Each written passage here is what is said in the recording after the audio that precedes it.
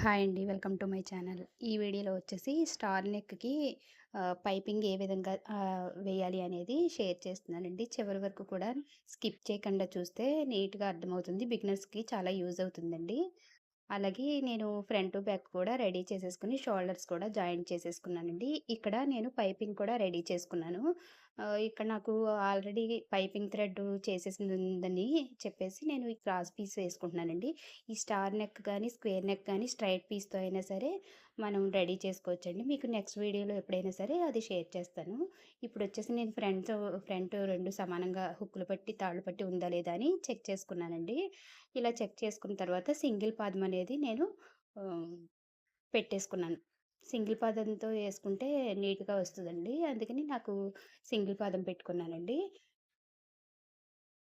Left side నుంచి మనం వే నాకు లెఫ్ట్ సైడ్ అలవాటు కాబట్టి లెఫ్ట్ సైడ్ పాదం పెట్టుకున్నానండి.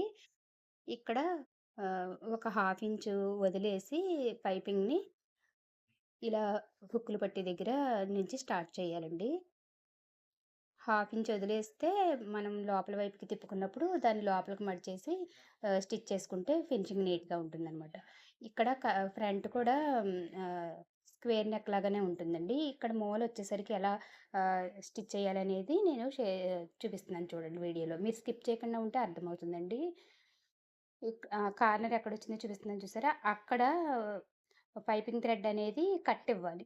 మనం వేసిన ప పైపింగు స్టిచ్ కట్ అవ్వకుండా కటింగ్ అనేది ఇవ్వాలండి. అలా ఇచ్చిన తర్వాత సూది కిందకి డౌన్ చేసుకొని, ఆ పాదం పైకి లేపి మళ్ళీ బ్లౌజ్‌నైతే తిప్పేసుకొని వేరే యాంగిల్‌లోకి తిప్పేసుకొని స్ట్రెయిట్ యాంగిల్‌కి పాదాన్ని కిందకి దించేసి మళ్ళీ కార్నర్ వచ్చే వరకు కూడా ఆహ్, పా పైపు థ్రెడ్ పక్కనే స్టిచ్ పడేలాగా వేసుకోవాలండి. ఇక్కడ మీకు మార్క్ చేస్తున్నాను చూడండి. కార్నర్ తెలియటం కోసం మీకు మార్క్ చేస్తున్నానండి. ఆ మార్కింగ్ వరకు కూడా స్ట్రెయిట్‌గా స్టిచ్ వేసేసుకోవాలి. ఆ మార్కింగ్ దగ్గర పైపింగ్ థ్రెడ్ క్లాత్‌నైతే కటింగ్ ఇచ్చుకోవాలి. అలా కటింగ్ ఇస్తేనే కరెక్ట్‌గా తిరుగుతుందండి.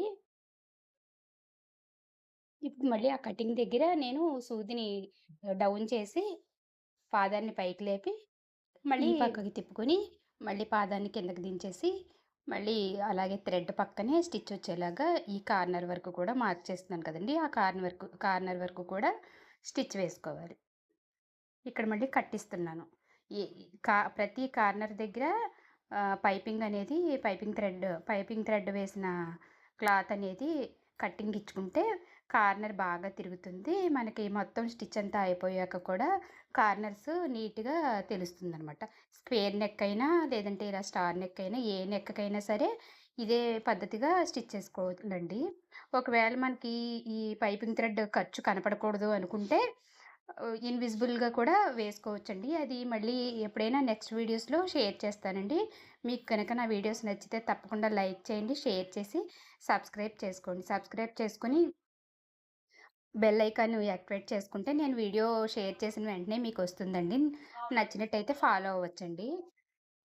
ప్రతి కార్నర్ దగ్గర కూడా ఇలా మార్క్ చేసేసుకుంటే మనకి ఎక్కడ కట్ ఇవ్వాలనేది ఈజీగా అర్థమవుతుందనమాట. బిగినర్స్‌కి ఇలా చిన్న చిన్న టిప్స్ యూజ్ చేసుకుంటూ స్టిచ్చింగ్ చేశామంటే మనకి స్టిచ్చింగ్ అనేది బోర్ లేకుండా ఇంకా స్టిచ్ చేయాలనే ఇంట్రెస్ట్ ఉంటుంది. ఇంకా బాగా నేర్చుకోవటానికి అవకాశం ఉంటుందనమాట.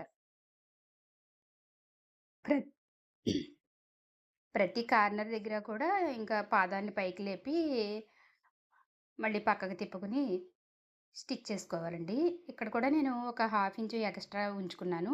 ఇప్పుడు మీకు ఈ బ్లౌజ్‌ని కూడా ఇప్పటిదాకా కార్నర్స్ దగ్గర మనం పైపింగ్ వేసిన క్లాత్‌ని కట్ చేసాము.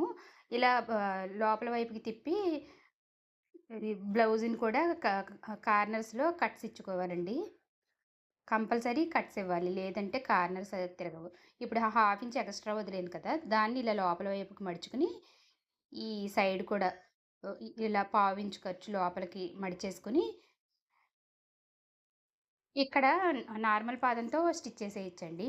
ఎందుకంటే ఆహ్, మనకిక్కడ స్టిచ్చు ఇవతలే వస్తుంది కాబట్టి, థ్రెడ్ పక్కన వేయాల్సిన అవసరం లేదు కాబట్టి, నార్మల్ పాదంతో స్టిచ్ వేసేసుకోవచ్చండి.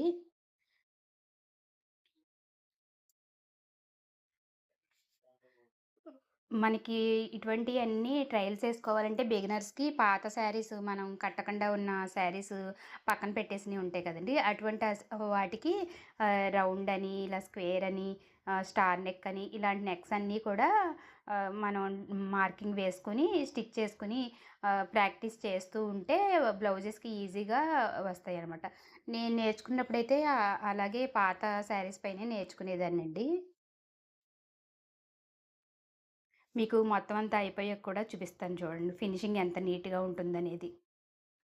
ఇక్కడ స్ట్రెయిట్ పీస్‌తో అయినా సరే మనం పైపింగ్ థ్రెడ్ అనేది రెడీ చేసుకోవచ్చండి. స్క్వేర్ నెక్‌కిను ఇలా స్టార్ నెక్‌కి స్ట్రెయిట్ పీస్ అయినా రెడీ చేసుకోవచ్చు. ఇక్కడ నాకు ఆల్రెడీ క్రాస్ పీస్‌లు పైపింగ్ థ్రెడ్ ఉన్నది కదా అని చెప్పేసి నేనిక్కడ యూజ్ చేసేసుకుంటున్నానండి. ప్రతి కార్నర్ దగ్గర ఇందాక మనం పైపింగ్ క్లాత్ అటాచ్ చేసినప్పుడు ఎలాగా ఆహ్, చేసామో పాదాన్ని, సూదిని అదే విధంగా చేయాలండి. ఇక్కడ చూసారా ఫినిష్ అయిపోయింది. చాలా నీట్‌గా మంచిగా వచ్చిందండి. మీకు దగ్గర నుంచి చూపిస్తానండి. ఇలా కార్నర్స్ దగ్గర ఒక్కసారి మెలి తిప్పినట్లుగా తిప్పుకుంటే కార్నర్స్ కరెక్ట్‌గా నీట్‌గా ఉంటాయన్నమాట. నిలబడినట్టుగా ఉంటాయండి. ఒకసారి ఇది ఐరన్ చేసేసుకుంటే ఇంకా నీట్‌గా ఉంటుంది. ఇదిగోండి దగ్గర నుంచి చూపిస్తున్నాను చూడండి. చాలా నీట్‌గా ఉంటుందండి. అలాగే ఈ వీడియో ఎలా ఉందనేది కమెంట్ బాక్స్‌లో అయితే ఒక కామెంట్ చేయండి. మీకు ఏ వీడియోస్ కావాలో కూడా నాకు కామెంట్స్‌లో చెప్తే నేను ఆ వీడియోస్ చేయటానికైతే ట్రై చేస్తానండి. అంతేనండి. చాలా నీట్‌గా రెడీ అయిపోయింది బ్లౌజ్ అంతా కూడాను. Thank you for watching.